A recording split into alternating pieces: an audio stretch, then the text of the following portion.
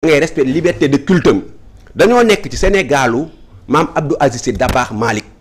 maam Abdou Aziz ak cardinal Hyacinthe Thiandoum ñëpp gis nañu saafoonte te loolu dañoo roy yonent bi sallallahu alayhi wa sallam ak ñi fi fekkoon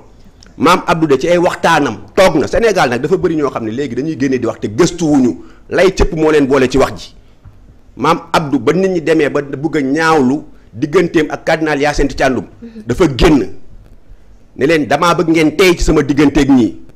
ndaxam gudd kaala mënut a weesu sallallahu alayhi wa sallam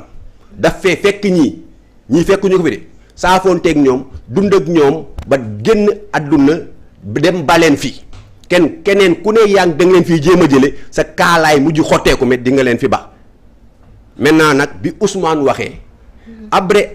André Latyr Ndiaye bi ñuy bëgg a jeter aux gémonies il fut un moment où il était très difficile de parler Abbé André Latyr daa génn wax bind ne ñi fi nekk waruñoo rek jeune buy émerger wala leader buy émerger ñu bëgg koo bundu xatal ñëpp génn di rafetlu kaddu googu ndax xalaatoon nañ ni bi mu koy wax Ousmane Sonko lay jàppale mais y a un mal pastéfensien mooy ñoom ku ne Ousmane yaa fi dàq yaa fi gën a jantal yaa fi ëpp fit yaa fi dàq jàng yaay ku baax ki jusqu'à ce que certains intellectuels se sont tus quand on a même agressé et violé l'université c'est-à-dire ñoom da nga naan Ousmane a baax Ousmane a dàq jàng Ousmane ay jàmbaat Ousmane ëpp fit ngay doon ku baax boo toogee ne dàq fee jàng bu toogee di làqi français ñun prof de français yi dañuy tiit maintenant nag lettre bi abbé bind li njëkk a choqué ñenn ci ñoom du sax lettre ba tubaab yu neex yi ko abbé làqe junj gi mu junj mais abbé man am na foo xam mun naa ci bañ a ànd ak moom dafa ne lettre ouverte et conseil à un jeune politicien nouvellement promu xam nga tuddul foofu Ousmane Sonko mais ñëpp à des postes de responsable mais ñëpp xam nañu Sonko lay waxal mais parce que man un politicien qui est un président de la République qui est un premier ministre quelles que soient les circonstances kilifa la mais loolu genre satire la dans le discours nag de l'abbé dafa am géopolitique am sociologie am am un peu humour am fu sax abbé làkk boo xam ne ko demal nga laajte ji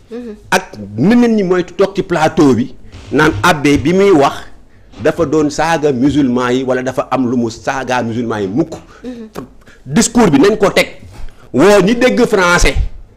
ak ñi koy jàngale parce que nag dans l'église catholique latin grec ñëpp xam nañ ni moo jur ils sont de mauvaise foi. voilà latin grec moo jur français abbé am na fu mu waxee ni nous croyons à un Christ mort sur la croix et ressuscité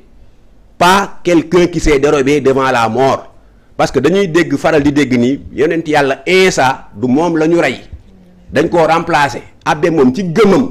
ne gëmul ni dañ koo remplacer yonent yàlla Isa la ñu daj ci croix bi bu dawul déegi noonu bu ko nit ñi buggee déplacer ne abbé ñeneen lay waxal ñay waxee noonu ñooy naafeq yi est-ce que yaa ngi dégg wax ji. wax dëgg la waaye dans ce côté-là. ay naafeq lañu. C'est désolant. C'est-à-dire il a bien parlé. Et je l'apprécie ci introduction bi. Moi je suis né en Casamance grandi en Casamance fa laa jàngee ba am sama baccalauréat moo tax ma xam Dakar. Tu as compris? Et je pouvais même aller à Saint-Louis mais ñàkk am tuteur moo ma yóbbul Saint-Louis. Je préférais rester à Dakar parce que foofu laa mën a am ay tuteur. Maintenant sur plusieurs points li nga xam ne il a bien parlé pour un Sénégalais bi nga xam ne bu nekk dans la réconciliation normalement ci posture boobu la nekk étant donné qu'il dit il est un professeur il doit être dans la réconciliation il a parlé du repli identitaire li nga xam ne nous aujourd'hui je suis un enseignant de l'élémentaire la leçon qu'on disait éducation civique au Sénégal a été remplacée par ce qu'on appelle maintenant dans l'éducation du Sénégal vivre ensemble et cette leçon de repli identitaire bokk na ci ay leçons d'introduction à partir du C1 bi nga xam dañ koy jàngale xale yi le repli identitaire surtout bi nga xam ne ñun dañoo seetlu ni au Sénégal dafa am doole bi nga xam ne di nga gis une personne d'une autre ethnie ne sama joolaa bi sama soose bi tu vois di nga xam ne tu ne sais même pas ni yaa ngi xas nit ki sans pour autant le savoir quoi donc li ma mën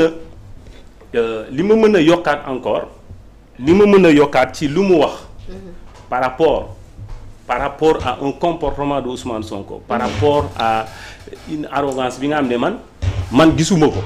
Ousmane Sonko a toujours été fidèle en lui. Le Ousmane Sonko opposant moom le Sénégalais yi fal moom ak Bassirou Diomaye Faye ils ont toujours eu le même discours ñoom le Sénégalais yi fal malgré que ñoom ñu ne dafa ne gatsa dafa ne violence il est arrogant Sénégalais yi fal ko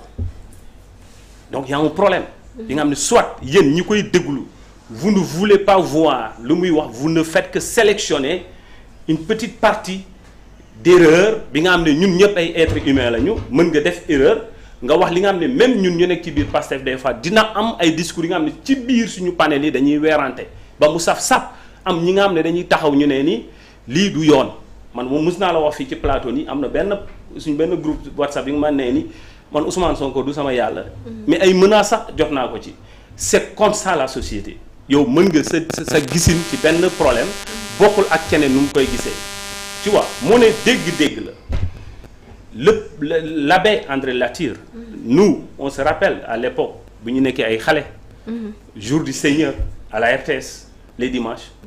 ñëpp a koy seetaan parce que à l'époque benn chaîne télévision moo am même si dañ ko délocaliser yóbbu ko 2S après les années je ne sais pas 2010 et cetera tout ça là mais on aimait l'écouter ñëpp ko bëggoon di koy déglu mais là quand il répondait à Ousmane Sonko am na ci ñun ñu ngi doon nee ni peut-être Ousmane Sonko aurait dû parler ainsi mais l'abbé est allé beaucoup profond dans ça mu ne dégg-dégg la par rapport lu mu wax ci l'histoire sur le passage de Jésus-Christ dans ce monde mu ne dégg-dégg la mais am na tu donnes aussi la liberté aux autres bi nga nee ni Ousmane Sonko chrétien yi la doon waxal te moom ba léegi citéwul fenn fi nga xam ne Ousmane Sonko chrétien yi la doon waxal moom Ousmane Sonko a introduit par l'Occident la culture occidentale mënuñu imposer beneen système de vie aujourd'hui regarde la France est détruite les lobbies maçonniques ñoom moom France même l'église a des problèmes pour s'imposer la cathédrale a été incendiée en France dañ ko defaraat ba léegi mu ngi noonu ñu bàyyi qu'est-ce qu'ils cherchent ces gens-là un président de la République française qui dit que on va aller vers l'ordre mondial te kenn mënu ñëw tee ils ont commencé en France par quoi non voile etc c'est pas normal bikini etc ni on ne veut pas ça ici de chez nous et ils lancent ça ou encore yóbbu ko dans les écoles et dans quelle école le Sénégalais commencé di am problème voile ma sœur elle a parfaitement raison qu'au Sénégal musuñu am problème mu voile le Sénégalais amul problème mu voile et dans ces écoles catholiques privées du Sénégal musul am problème mu voile l'école institution Jeanne d'Arc institution comment dirais-je Jean Mermoz ce ne sont pas des écoles catholiques il faut que Sénégalais ñu nangu c'est des institutions françaises c'est la France qui a ouvert ces écoles pour véhiculer seen enseignement bi nekk Europe à l'époque ce sont des enseignants des professeurs tubaab ñoo doon ñëw di jàngale dans ces écoles là même si c'est vrai que au Sénégal suñu début d'éducation tamit ay tubaab ñoo doon jàngale mais ñooñu ñi c'était dans ça ñoom seen jàngale les autres c'est des évangélistes mais ñii c'est des gens qui sont là pour enseigner leur éducation donc bu waxee benn côté bu problème bi amoon fii mais man bokk naa ci ñu doon ne ni Abdou Karim Gueye mu ngi dugg ci chemin bi nga xam ne c'est trop vaste comme ma sœur lu mu wax ni c'est un peu vaste parce que aussi voile d'accord mais les jeunes sœurs libanaises là am nañu comportement bu ñuy def ci école bi est-ce que duñu dem gëstu ñu xam la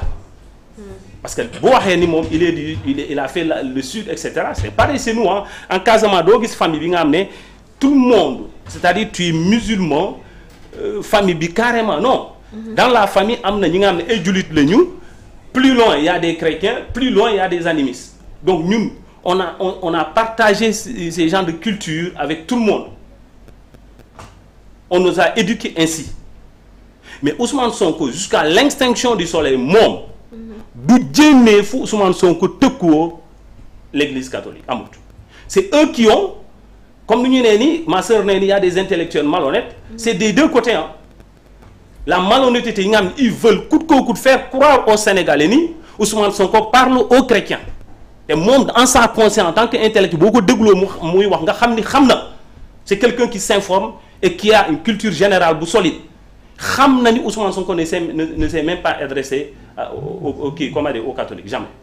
Et d'encore ñiy dagg comme ni muy nee ni nit ñi dañoo dagg lu leen intéressé ci discours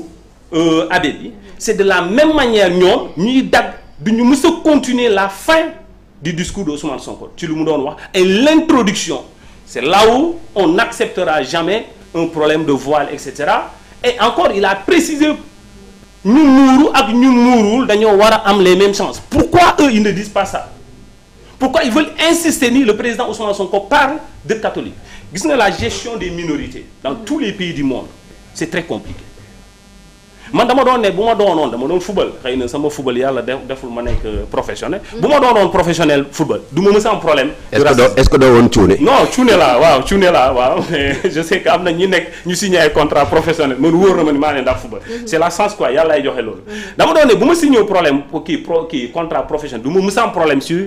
ay affaire de racisme. Vous savez pourquoi? Mais man damay nangu nga may naan nègre ma ne la y a pas un problème, je reste nègre waaye je sais ce que je fais correctement mon travail. C'est-à-dire ce complexe de reconnaissance ngeen di replier wu nga ne non man daal dañ may stigmatiser, c'est très compliqué. Boo demee aux États-Unis les Noirs vivent ça, les Amérindiens vivent ça, ce problème de repli nga xam ne da ngay jékki-jékki à la place de te donner toi-même, c'est compliqué, très compliqué. Bu ñu leen nee ni aujourd'hui au Sénégal on a 97 je ne sais pas % de musulmans et il nous reste